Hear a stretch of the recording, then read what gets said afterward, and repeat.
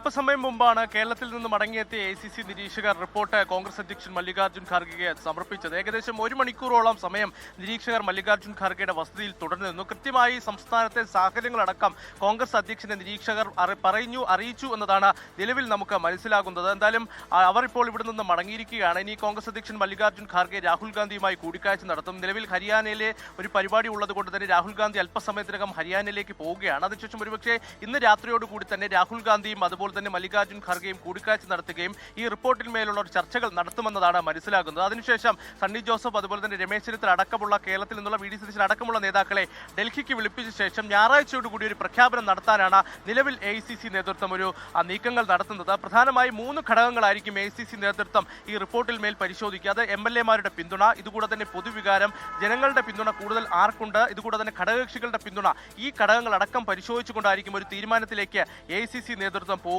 നിലവിൽ MLA-മാരുടെ പിന്തുണ കൂടുതൽ തങ്ങൾക്കാണെന്ന അവകാശവാദം KC പക്ഷം ഉയർത്തിക്കഴിഞ്ഞു. അതേസമയം തങ്ങൾക്കും ആവശ്യമായ MLA-മാരുടെ പിന്തുണ ഉണ്ടെന്നതാണ് VD സതീശന്റെയും അതുപോലെ തന്നെ രമേശ് ചെന്നിത്തല പക്ഷവും ചൂണ്ടിക്കാണിക്കുന്നത്. എന്തായാലും ഇനി ആരായിരിക്കണം മുഖ്യമന്ത്രിയായി എത്തുക എന്ന തീരുമാനം ഇനി ഹൈക്കമാൻഡാണ് എടുക്കാൻ പോകുന്നത്. എന്തായാലും ആ നേതാക്കളെ ഉടൻ തന്നെ ഡൽഹിയിലേക്ക് വിളിപ്പിക്കും എന്ന് തന്നെ നിലവിൽ മനസ്സിലായിരിക്കുന്നു.